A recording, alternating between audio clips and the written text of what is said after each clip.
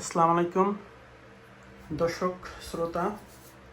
আজকে আমরা একজন অভিজ্ঞ আইনজীবী ব্যারিস্টার ইউসুফ রেজা, তার দীর্ঘদিনের আইনি প্রফেশন আছে এবং সে একজন বিজ্ঞ ব্যারিস্টার লন্ডনের বুকে, এবং আমার একজন শ্রদ্ধেয় বড় ভাইও বলতে পারেন।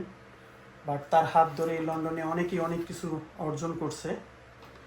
আশা করি তার কাছ থেকে আমরা কিছু মূল্যবান কথা জানতে পারবো। আসসালামু আলাইকুম ইউসুফ ভাই, ভালো আছেন? ওয়ালাইকুম আসসালাম ভাই, আছি ভালো। আপনি ভালো আছেন? জি আলহামদুলিল্লাহ ভাই, আমি ভালো আছি। আমরা সমসাময়িক বাংলাদেশের কিছু ব্যাপার নিয়ে আপনার সাথে একটু কথা বলতে চাচ্ছি, এবং আইনগত কিছু ব্যাখ্যা আমাদের দিবেন দয়া করে। বর্তমানে বাংলাদেশে তো বিশাল একটা বন্যা, বড় ধরনের একটা দুর্যোগ হয়ে গেল আমাদের বাংলাদেশে। এমতো অবস্থায় কিছু ভাইয়েরা বাংলাদেশে যারা ভালো চান, আমি মনে করি তাদের মহৎ উদ্যোগের জন্য টিএসিতে বেশ কিছু ত্রাণ, কাপড়, টাকা, অনেক কিছু তারা তুলছেন। এখন এই যে টাকাগুলো তুলছেন, সেই টাকাগুলো এখনো তাদের ব্যাংকে নাকি জমা আছে। এই ব্যাপারে আপনাদের মতামত কি একটু কাইন্ডলি বলবেন? ধন্যবাদ ভাই আপনাকে খুব সুন্দর এবং সমসাময়িক একটা প্রশ্ন রাখার জন্য। আসলে বাংলাদেশে আমি প্রথমেই আপনার কোশ্চেনের উত্তর দেওয়ার আগে আমি একটা কথা বলতে চাই। যারা বাংলাদেশের এই দুর্যোগপূর্ণ পরিস্থিতিতে বাংলাদেশের মানুষ যেভাবে স্বতঃস্ফূর্তভাবে যেভাবে তাদের ত্রাণ দিয়েছে, যার যা ছিল, ভালোবাসা মিশ্রিত যা কিছু ছিল, মানুষের কাপড় চোপড়, খাবার দাবার, মানুষ টাকা পয়সা যার যা ছিল সবাই চেষ্টা করেছে এই দান করার জন্য বা ত্রাণের তহবিলে দেওয়ার জন্য। এবং সবচেয়ে বেশি আমরা দেখেছি বাংলাদেশে ঢাকা ইউনিভার্সিটি যে টিএসসি যে ত্রাণ সংগ্রহ ছিল, সেটা ছিল একটা উল্লেখযোগ্য একটা বিষয়। সেখানে মানুষের স্বতঃস্ফূর্ততা আমরা দেখেছি। সো এতে আসলে অনেক ভালো লেগেছে। এবং মানুষের যে একটা আশা আকাঙ্ক্ষা, আপনি যেটা বলছিলেন যে মানুষের এত কাঙ্ক্ষিত, মানুষের একটা ইচ্ছা যে এই ত্রাণের টাকাটা যাতে সবাই চায় যে এই টাকাটা বা এই যেই ত্রাণ তারা দিয়েছে এটা যাতে দুর্যোগপূর্ণ এলাকায় যায় এবং মানুষের কাছে পৌঁছায়।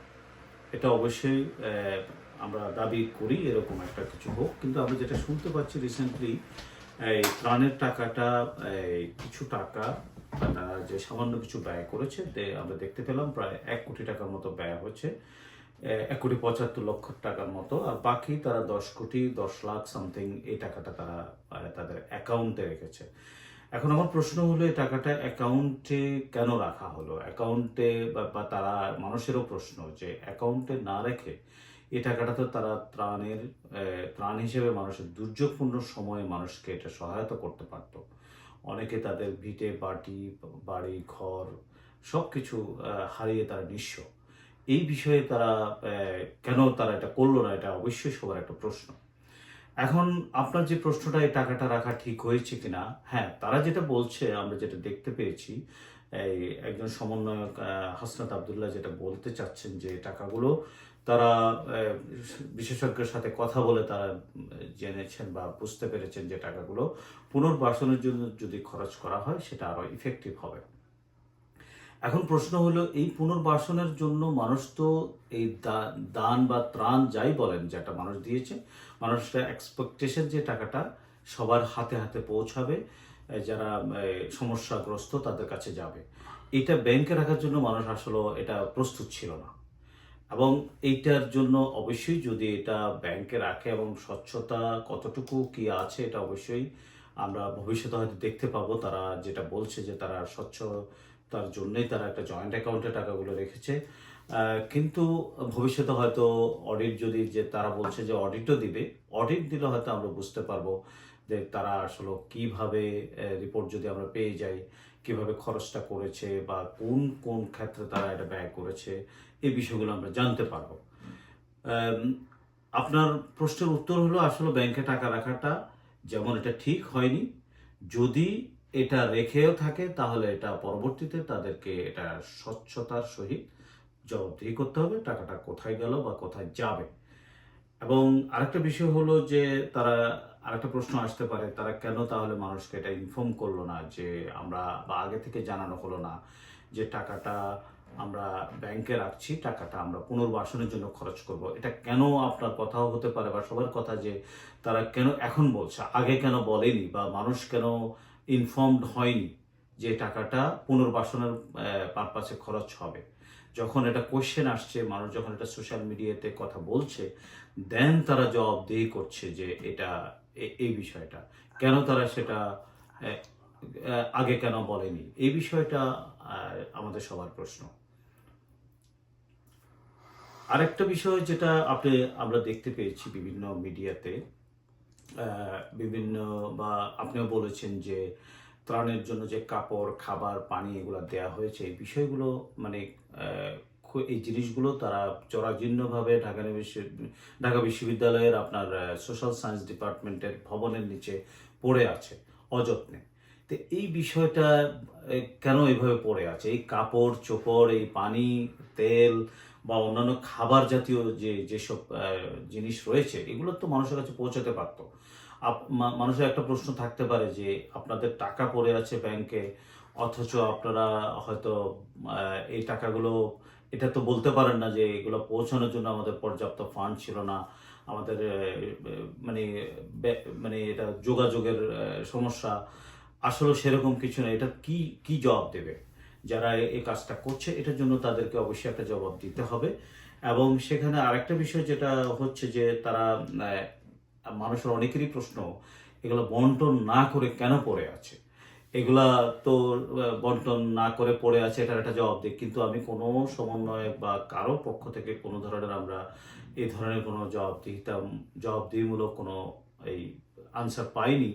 সেক্ষেত্রে একটা জটিলতা রয়ে গেল। আমরা আশা করি এটা একটা জবাব দিবে সমন্বয়করা। এবং আরেকটা বিষয়, আরেকটা যেটা আমরা দেখতে পেয়েছি, যেটা হলো যে কাপড় চোপড় বিক্রি হচ্ছে। চ্যানেল আইয়ের একটা রিপোর্টে দেখলাম, একজন রিপোর্টার একটা তথ্য পেয়েছেন যে কিছু কাপড় চোপড়, একজন লোক সেই কাপড় চোপড়গুলো কিনেছে। কোথায় কিনেছে তাকে জিজ্ঞাসা করার পরে সে ডাইরেক্ট না বললেও আকার ইঙ্গিতে সে যেটা বলছে যে সে যেখান থেকে ত্রাণ, এটা বেসিক্যালি বোঝা যাচ্ছে এগুলো ত্রাণের কাপড় চোপড়। আবার তাকে যখন জিজ্ঞাসা করা হচ্ছে, মানুষকে পাঠানো হচ্ছে, কিন্তু অনেকে এগুলা পছন্দ করে না, বিধায় তারা হয়তো বিক্রি করে এগুলোর ক্যাশ টাকা নিচ্ছে বা তাদের জন্য খাবার কিনে পাঠানো হচ্ছে।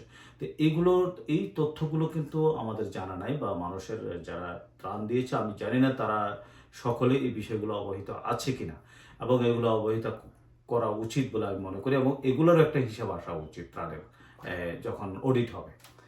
ওকে ভাই, থ্যাংক ইউ। আপনার কাছ থেকে সুন্দর একটা সলিউশন পাই আমরা বাইর করে ফেললেন।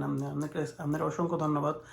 আরেকটু প্রশ্ন আপনার কাছে আমার আছে, সেটা হলো, আমরা তো এখন তো একটা বিপদ বা দুর্যোগপূর্ণ অবস্থায় আমরা আছি বা থাকতেছি, কিন্তু আমরা যদি তারও চাইতে বড় বিপদ, বড় দুর্যোগ যদি আমাদের সামনে এসে দাঁড় হয়, আমাদের যদি টাকা তুলে আমরা ব্যাংকে রাখি বা আমরা স্বচ্ছতা কিছু না দেই, তাহলে জনগণের যদি আমরা আবার কোনো সময় বিপদের সময় আমরা ডাকি, তা জনসাধারণ বা সাধারণ জনগণ আমাদের ডাকে কি আবার সাড়া দিবে? আমাদের মতো এরকম সমন্বয়ক হোক, স্কুল টিচার হোক বা স্টুডেন্ট হোক, যারা ডাকবেন তাদের ডাকে কি জনগণ সাড়া দিবে? আপনি কি মনে করেন এই পারপাস?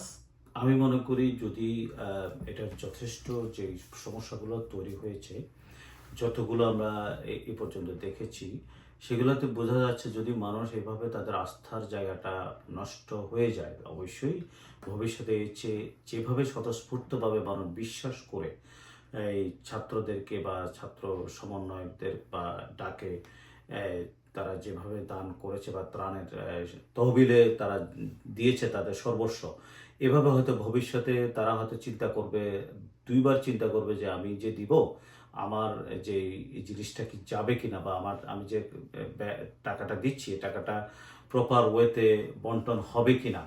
এখন প্রশ্ন আসতে পারে যে অনেকেই আবার প্রশ্ন করছেন যে ত্রাণের যারা সমন্বয়ক যারা আছে তাদের যে ল্যাভিশ লাইফ, তারা যেভাবে মানে বিভিন্ন জায়গায় যাচ্ছে বা তাদের চলাফেরা, তাদের বিভিন্ন জায়গায় ব্যয়, এগুলো নিয়েও কোশ্চেন আসছে যে তারা হয়তো অনেকে ধারণা করছে এই ত্রাণ তহবিল থেকে তারা কোনোভাবে এগুলো করছে কিনা।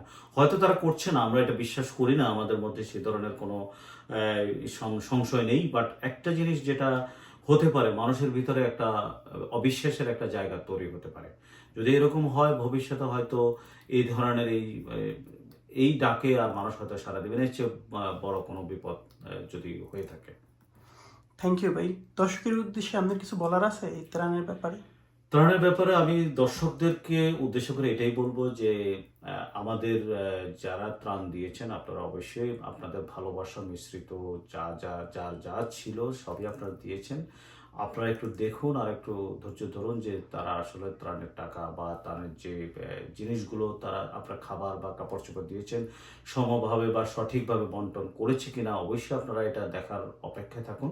তবে যারা আমি আবারও যারা কালেকশন করেছেন তাদের জন্য আমার যে অ্যাডভাইস সেটা হচ্ছে যে তারা যাতে যদি কোনো কারণে তারা মনে করে যে এই ধরনের একটা অস্বচ্ছতা বা স্বচ্ছতা নিয়ে একটা কোশ্চেন আসতে পারে, তারা যেটা করতে পারে সরকারি তহবিলে দিয়ে দিতে পারে। সরকার হয়তো সরকারিভাবে এটা বন্টন হতে পারে, অথবা তারা যদি করে যে তাদের বন্টন তারা যদি নিজেরাও করে সেটা যাতে স্বচ্ছতার সহিত করে এবং অডিটে বা বিভিন্ন রিপোর্ট আকারে যে কোথায় কত টাকা বা কোথায় কি খরচ হলো এই বিষয়গুলো স্বচ্ছতার সহিত দেয়।